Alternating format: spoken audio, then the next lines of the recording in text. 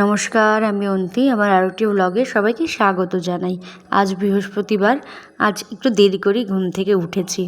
আজ বরকে ডিউটিতে টিফিন দিতে হবে না, কারণ ওর অফিসে আজকে খাওয়া দাওয়া আছে।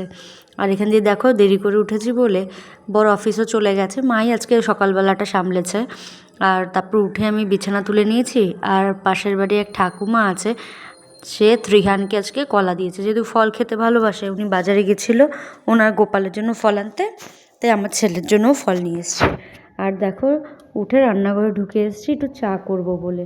আর এদিক দিয়ে দেখো মা ভাত ডাল সব করে নিয়েছে। বরকে একটা মাছ ভেজে দিয়েছে, ডাল আর ওটস দিয়ে বর খেয়ে গেছে। আর এদিক দিয়ে দেখো বাবা মাছ রেখেছিল, আগের দিন পাবদা মাছ, আর আজকে রেখেছে কাতলা মাছ। দুটো মিশিয়ে আজকে আলু দিয়ে কাতলা মাছের রসা করব।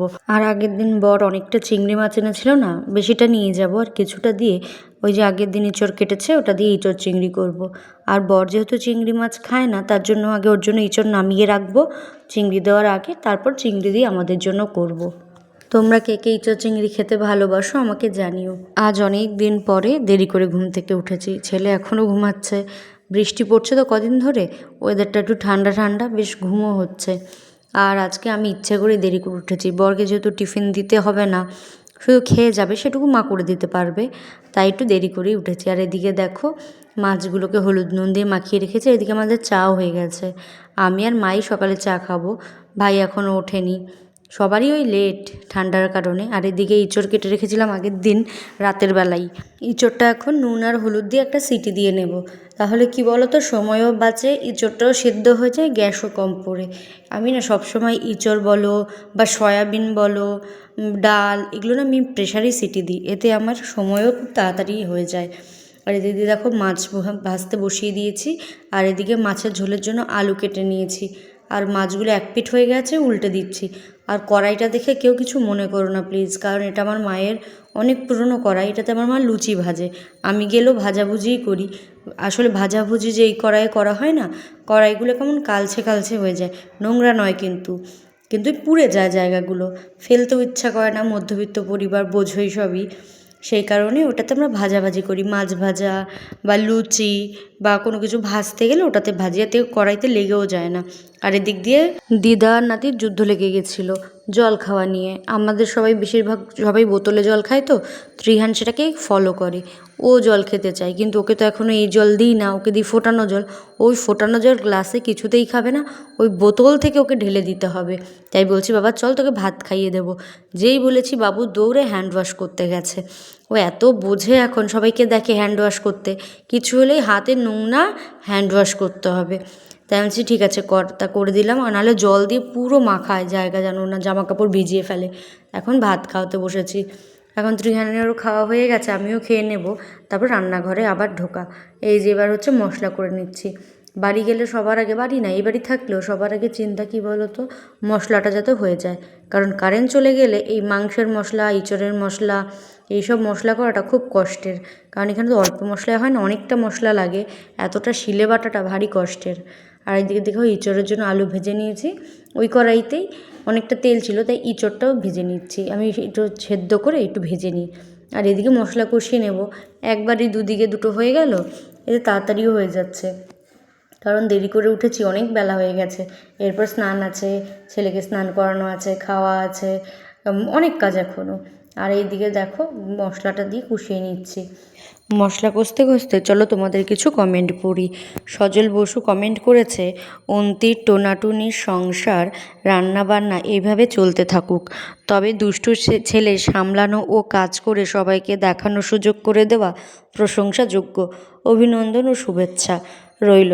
ধন্যবাদ কাকু তোমাকে। আসলে কাকু আমাদের খুব কাছের একজন মানুষ, আমাদের পাড়ারই কাকু। উনি জানে যে আমার ছেলে ঠিক কতটা শান্ত, ও যে এক সেকেন্ডও এক জায়গায় থাকে না, ওকে সামলে এসব করা একটা চ্যালেঞ্জের ব্যাপার, এটা কাকু জানে। এর জন্য কাকু সবসময় এই কমেন্টটা করে। আর কমেন্ট করেছে জিনি দাস, অনেক সুন্দর লাগছে। ধন্যবাদ তোমাকে। তুমিও অনেক সুন্দর আর অনেক ভালো একজন মানুষ। তোমার সাথে গল্প করে বা পরিচয় হয়ে ভালো লাগলো। যদিও পরিচয়টা কমেন্টের মাধ্যমে।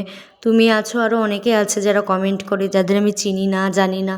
কিন্তু তোমরা এত সুন্দর সুন্দর কমেন্ট করো, বিশ্বাস করো সেগুলো পড়তে এত ভালো লাগে, মনটাই ভীষণ ভালো হয়ে যায়, জানো তো।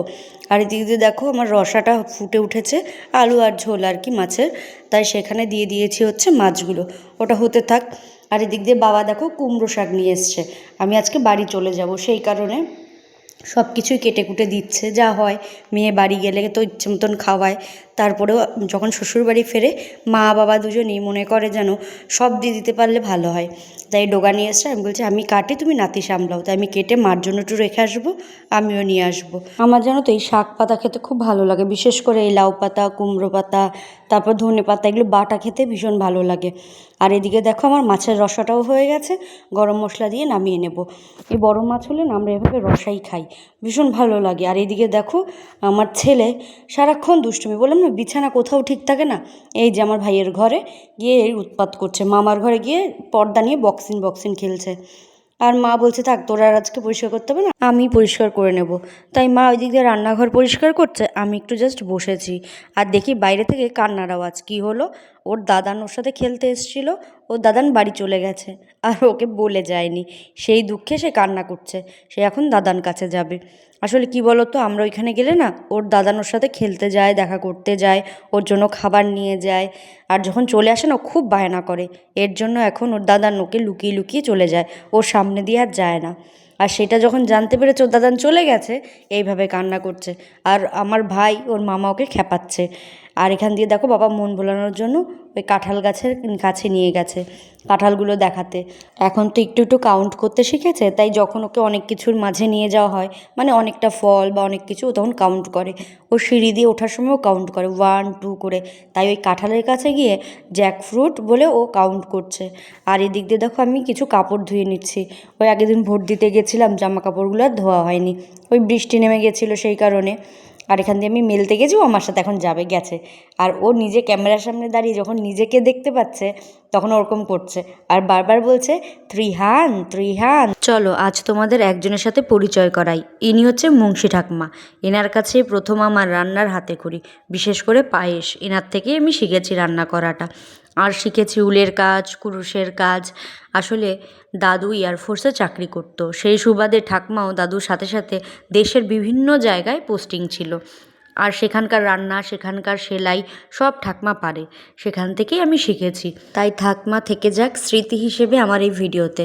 আমার ছেলে যখন বড় হবে, যখন ওকে গল্প করব, তখন যাতে এই ভিডিওটা তাকে দেখাতে পারি, এই সেই তোর বড় মা। জানো তো যেখানে আমার বাবার বাড়ি, সেখানে আশেপাশে যারা প্রতিবেশী আছে তারা নামই প্রতিবেশী, তারা একদম ঘরের লোক।